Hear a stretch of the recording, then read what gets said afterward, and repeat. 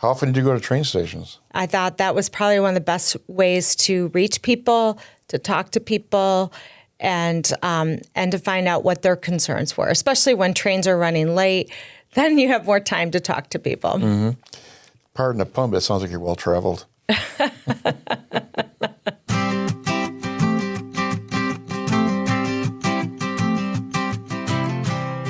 Welcome to another episode of Conservative Talk Chicago. I'm your host, Jack Novak.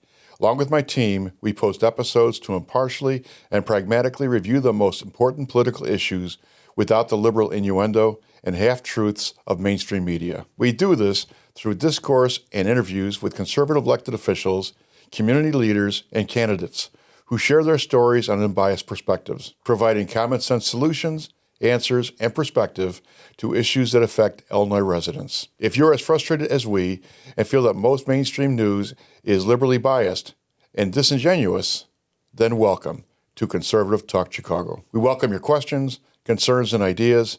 Please send them by email to talktome@conservativetalkchicago.com. At this time, I'd like to introduce our special guest. I've known her for a few years now. She is thoughtful, caring, and tenacious, a person I found to be community service-minded. As a strong businesswoman, she worked for Keebler Foods and the Kellogg's Company. Her responsibilities included streamlining operations, improving quality, and reducing costs, thereby saving her company millions of dollars annually.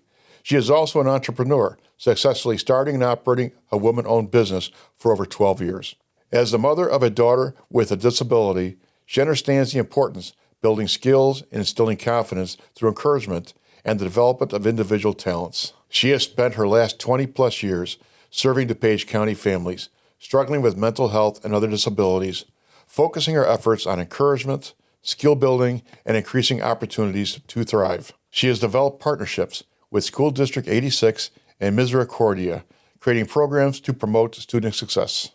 Key programs, such as a speaker series, focused on helping those struggling with mental health and the value of school attendance in achieving success. Additionally, through efforts teaching art skills using mixed media, she worked with students to build confidence, nurturing skills in creative expression, further enabling students to find encouragement and motivation.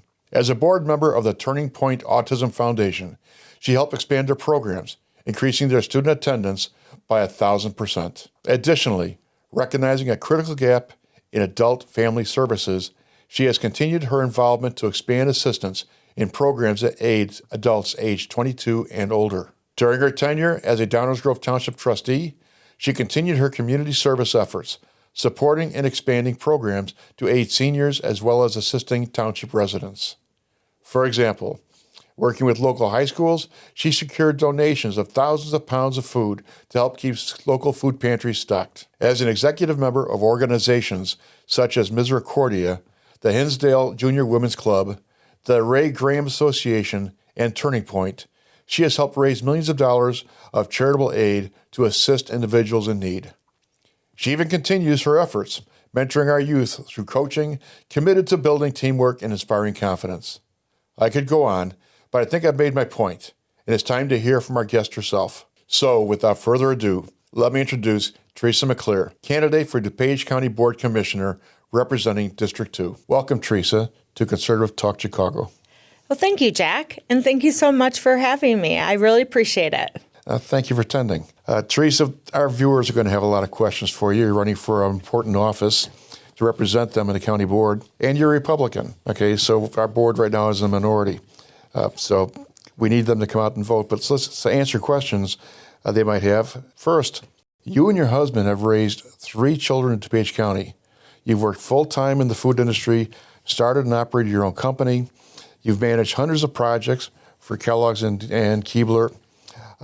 You're responsible for budgeting, project management, team building, supplier sourcing, ensuring quality and project profitability. These experiences help a person grow and mold themselves into the person they want to be and they become. Okay, you become a great communicator and problem solver and leader. So can you share some of the experiences that helped define and forge your path in life? That making you the confident leader that you are today? Absolutely. Well, first of all, I have lived in DuPage for 30 years. And over those 30 years, I have been working in the business industry and been very successful with that. But I also am a mom, and we raise 3 now adult children. And that brings on a lot of experience in the sense of we have a daughter with an IEP. We had a son with a 504. We have a daughter who's brilliant and studying neuroscience now. And I'm very, very happy of all of their accomplishments. But as I, being a community member and also being on boards for nonprofits and also working in the business industry, all of those experiences has shaped me to make better decisions because now I know when I make this decision how it impacts others. And so by promoting your projects over at Kellogg's and Keebler, how many people worked under you? So I had about 5 people that worked under me, but I also was in charge of approximately 10 to 12 suppliers. And I had over 100 projects every 40 or every 4 months and approximately 300 projects or 400 projects per year. And how do you keep track of all those? So we had a spreadsheet and we would meet once a week. That's a heck of a spreadsheet. It was. And we had it all itemized, so from start to finish. And we had to work with a variety of departments in order to get things approved and make sure that it was meeting the schedule and also the budget. And because if we made a mistake and we missed the deadlines, it impacted everyone from the bakery to packaging development to marketing to getting the product out on the shelves, which impacted sales. So really a big part of my job was to work with all the different departments to make sure everyone was in line and that we're all marching to the same beat of the drum to produce the best product that we possibly could. When I first started working for Keebler, my boss told me the first day, she said, we're losing $1 million a month. And I thought, my goodness, how is that possible? And we found that everyone was acting as silos and everyone was saying, well, that's not my problem. That's not my problem. And then a lot of times we were using suppliers and the suppliers were making mistakes and they were doing the same thing, pointing fingers at one another. So we had to create a process workflow that from start to finish to make sure that everyone was accountable. It was signed off by all the different departments before we went into production and that we were delivering the best results for the company. And with some modifications, we were able to make great adjustments. We started to produce faster and for less expense, and we had a better product. And the company became very prosperous. And how long did you work for them? So 6 years. But prior to that, I worked for a company that worked for them as a supplier for 6 years. So 12 years in total working for Fortune 500 companies. Mm-hmm. And you spent a lot. How much money did you save them or did you make for them? Well, we stopped losing $1 million a month. That's the first. That's a good start. We started being very prosperous. I was not on the executive side of the business, but I do know that we eventually became public, and then we ended up selling to Keebler or to Kellogg. Kellogg purchased Keebler, and I worked for Kellogg for about 3 more years. Okay. And where do you work? Out in the Aurora area or Elmhurst? Elmhurst, yeah, the corporate office. We were the elves in the hollow tree. Oh, the chocolate chip cookies? Oh, you bet. Actually, those were our best sellers, along with Fudge Stripes and the Fudge Shop. And believe it or not, that we actually produced the product for Girl Scouts cookies. Really? Mm-hmm. Which ones? All of them, or just? So it was the Fudge Shop line. The Fudge Shop line. Mm-hmm. Oh, I love their Thin Mints. Oh yeah, God. Those are so good. They're so good. And Cheez-Its was another example. We ended up purchasing Cheez-It from Sunshine Bakery, and we redesigned the packaging, and the sales just went crazy. Is that what you found by redesigning packaging? You can actually increase sales? Yes.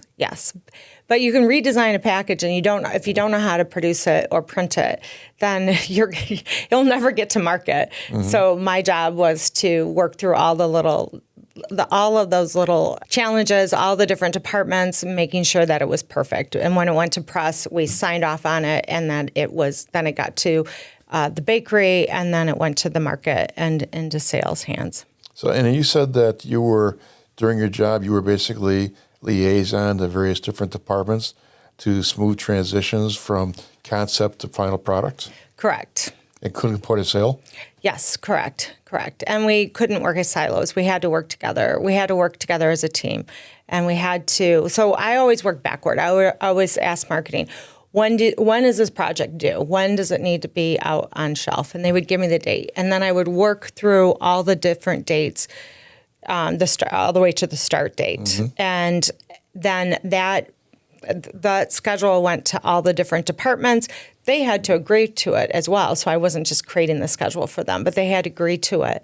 And then we would work together to make sure that all the things that we were doing within those departments were working toward that end date. But as far as the budget that I managed, I think it was different every year. The budget kept on growing and growing because we were doing such a good job. Mm-hmm. That they kept throwing more work at us. They started buying other food companies too, and then having us redesign their product. And because they saw that with the right marketing and advertising, that they could make a lot more money. Same product, mm-hmm. but different look of packaging. Yeah. Mm-hmm. Mm-hmm. Yeah, you've already got your customer base, so you've got more customers mm-hmm. because it's unique, a little unique, and something they're suddenly drawn to because it's a little different. You're not going to lose the old base. Right. And so that makes a lot of sense. An example is like Nutri-Grain bar. We mm-hmm. made the product look much better with mm-hmm. great photography, and the colors of the package were fabulous. But we increased the sales so much that we couldn't find enough blueberries in the United States for the blueberry item. So we had to go to France, and mm-hmm. we ended up we ended up opening or using, those co-packers to supply mm-hmm. the product, and then we had to print in France. Okay. So that's just a good example of how the sales and the sales just shot right through the roof. That was my favorite part of working at Helene Curtis. I did Helene Curtis and I did Fuji, and it was the most fun was going to the contract packagers and looking at their operation, seeing what I could learn from it, as well as look for the mistakes or problems. We had this one company in North Chicago that they wanted to be the aerosol manufacturer for Helene Curtis for that Suave and Finesse hairspray. And I went in there and I'm looking around and there's these tanks with alcohol and stuff in them. They're open. They're blending. And I'm looking around and they got the same electrical enclosures and simple conduits that they have in a house.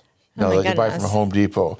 No Chico, no seals, no 4X, no 7X. That's scary. No. Yeah. I walked around the place and I said, we're out of here. And I blackballed them right then and there.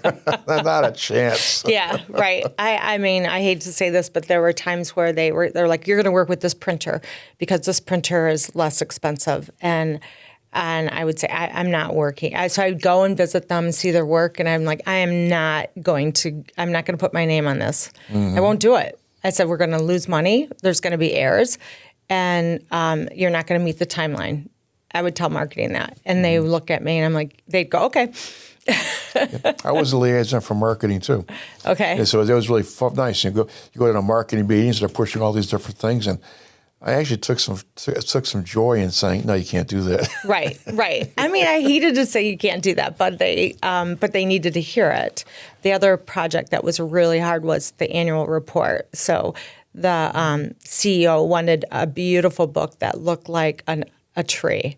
So we ended up taking a photograph of a bark of a tree and then had it embossed. And but it not only was it difficult from a design standpoint, it was difficult also because we had to get all the numbers and we had to work with finance and make sure that every little detail of that annual report was 100% perfect. Mm-hmm. So, and again, it ended up being a beautiful piece. And the CEO was extremely happy with it. The board members were very happy with it. But it was very stressful. Do you ever do cash balances in your own balance sheet for your reports? Yes, we have to do that all the time. Yeah. All the time. I hated it. I know. We had to work with a lot of spreadsheets, but that was fine. So why'd you leave? So Kellogg purchased Keebler, and they were moving the office to Battle Creek, Michigan. My husband had a very good job at the time. We just had our second child. We found out our first had autism, and everything was starting to get harder for her. She was losing her speech. She was having behavior issues. I had never even heard of autism.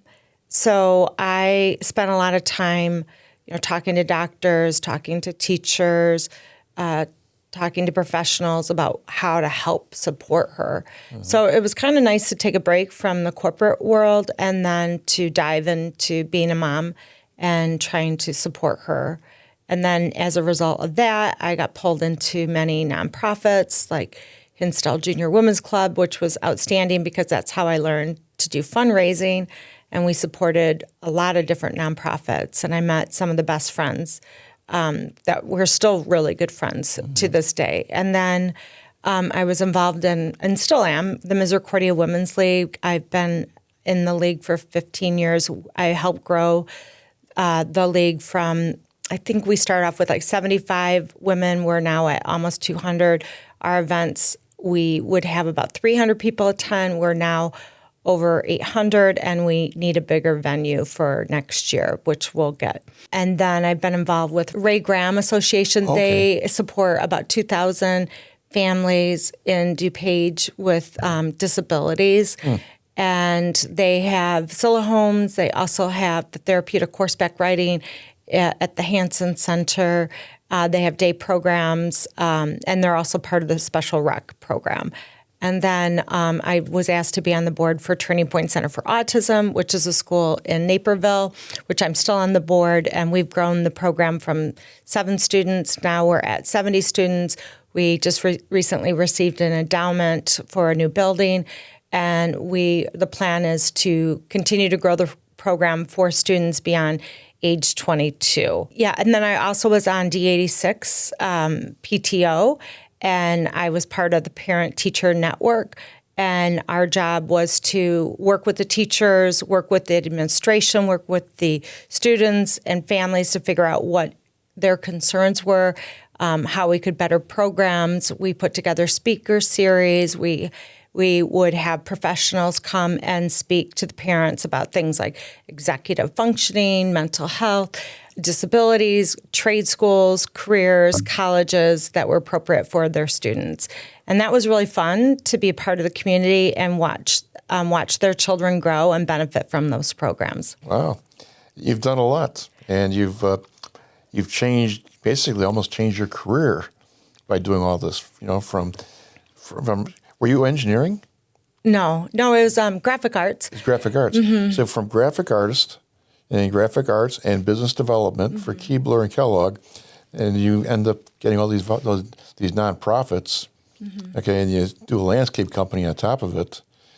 You're pretty diverse, a lot of experience. Right. So I've been doing this for 30 years. So so I do a little bits and pieces. You started when you were 15? Yeah.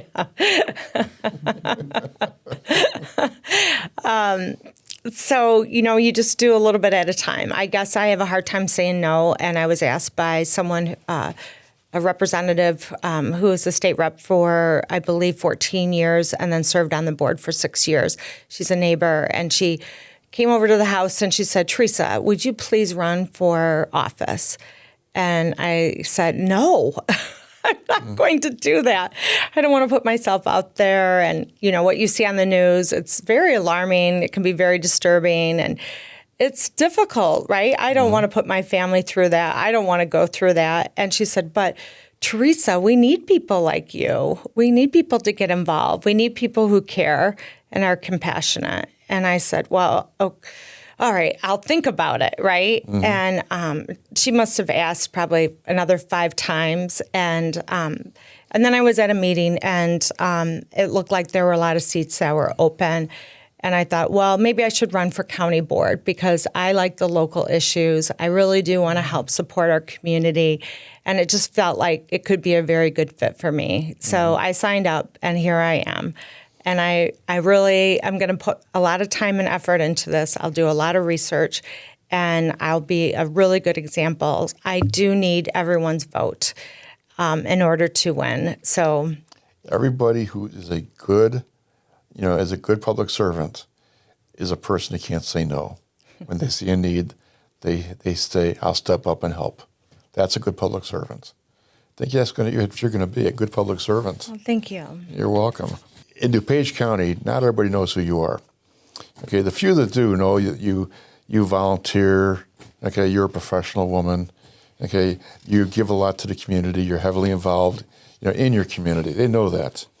But if somebody wants to serve her community in DuPage County as a board commissioner, okay, representing the district, there are plenty of pressing issues. So the people that don't know you, that don't know what you stand for, what would you tell them about what you would like to do for them, serving as a county board commissioner? Absolutely. Well, I would start off with affordability, and that being able to make sure that we're using people's tax dollars appropriately. I met with a lot of, as I was knocking on doors and I was at train stations too. I talked to a lot of seniors, and they said, Theresa, what would you do for me? And I said, I will do the best job I possibly can do by making sure that we try to keep your tax dollars as low as possible and that we're accountable. Because I know that a lot of our seniors are on set incomes, and they want to stay in their homes. So that's a really important factor for me. I also believe in prosperity. I would love to attract more businesses to DuPage and for us to have more businesses and more jobs. The younger generation, they're graduating from college. They're out there pounding the pavement, trying to get jobs. They're not having any luck at this point. So I think if we can bring people and businesses to DuPage, that will help with that gap. Schools are probably one of the most important things to me. And when I say that, I mean education. Education programs, that's what attracts people to DuPage. And then safety is a big issue too. We have to make sure that we are tough on criminals and that they're getting the support that they need so that they don't go back out on the streets and repeat the same crime again. Again, it's what people move. That's why people move to DuPage. They're looking for good housing. They're looking for safe environments. They're looking for good schools. It has to be affordable, and it has to be close to jobs. They want a high quality of life. That's why I want to be I feel like I will be a really good representative for DuPage County. How often do you go to train stations? Well, when I was working on getting petitions, it was probably 3 or 4 mornings a week. And so I spent a lot of time in Elmhurst and Lisle, Lombard, Downers Grove, Westmont, Villa Park, and a little bit of Clarendon Hills and Hinsdale. I thought that was probably one of the best ways to reach people, to talk to people, and to find out what their concerns were, especially when trains are running late. Then you have more time to talk to people. Mm-hmm. Pardon the pun, but it sounds like you're well-traveled. Sorry about that. That's all right. I couldn't help myself. I mean, we're fortunate, too, to live in the city of Chicago, or close to the city of Chicago, and have great train service and public transportation. That's also another thing that makes our county great, too. You bet. Yeah, I hate going into the city only because of the traffic and the crowds. Right. But if you have to do it, having good public transportation makes a big difference. Sure does. Theresa, there are many issues that have been mishandled by our current state government. Okay, and I'm sure people are really frustrated with what we've had to deal with in the last, 7 years, 6.5, 7 years. What are some of these problems that you think could be addressed at the county level that you would like to tackle or you think we should be tackling? Well, I think it's really important that the county board and the state and the villages and the townships are working together. I feel that there could be a lot of duplication, but also we can also use it as our advantage as well. So let's say there's a problem. There's a stormwater problem. Let's say the water's filling up on a street and it's not safe for the children. It's becoming a lake, as an example. That's a good example where the village can come to the county and the county can go to the state. And we can say, what other infrastructure projects are we working on? And what's the budget for this? And if we do it right, we can all work together to fix it. We can hire the right engineers to solve the issue. We can figure out a channel for how we're going to budget for that. Maybe it's the tri-state renovation. There are a lot of ways that we can be working together versus in silos. That was one of the issues, too, I failed to mention when I was working at Keebler. One of the reasons why they were losing money is because every department was working in silos, and they would say, oh, that's not my fault. That's not my fault. Oh, that's not my problem. But if you're working for the same company, it is. And if everyone works together, knowing what the problems are, and we all work together as a unit to fix them, it would actually streamline processes, and we would actually be able to provide better services for our community. When I was working at Aline Curtis many years ago, because of that problem, people weren't working in silos, but they're often doing their own little thing. Mm-hmm. There wasn't a lot of communication. And staff meetings isn't a really great place to nurture communication. Everybody's trying to, one-up each other, what they're doing and stuff like that. So they created a program. They brought a consulting group in, and it was called People Involvement, the PI program. And they would bring people from various departments and bring them together to create teams. So you'd have people from, maybe somebody from marketing, engineering, you'd have production people on the floor working the lines, maybe a maintenance person. You'd put these teams together, and they'd work. Invariably, one or two people did most of the work, but having them working together, there was a lot of communication, and a lot of ideas were shared. And that made for a very unique experience, because when everyone was done, the people in the office are on the lines. They're on a first-name basis with the guys on the floor. The foremen are talking to the salespeople. There's a lot of open communication. So we kind of eliminated the silo mentality by doing that.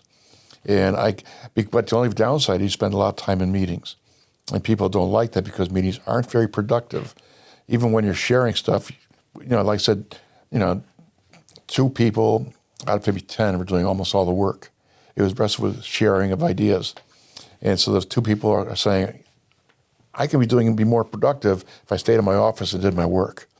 But that doesn't promote communication. So it's a fine line as to when you say too much, too many meetings, too much interaction when is not productive, but too little is definitely not productive for the company. Yes, I agree with you on that as well. We always had, even with fundraising, you have a project, you have a deadline, mm-hmm. you have goals, and you set up committees.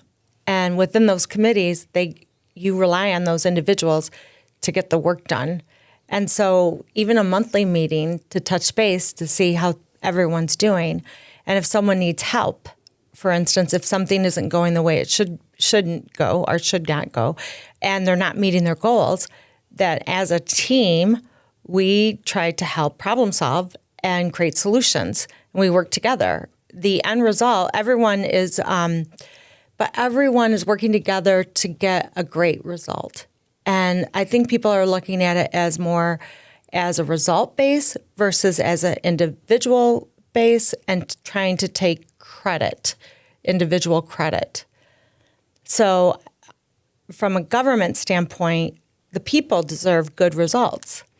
Mm-hmm. And if we put together goals, projects, schedules, budgets, and we work together to figure those out, I think it's going to be a huge advantage for everyone. Mm-hmm.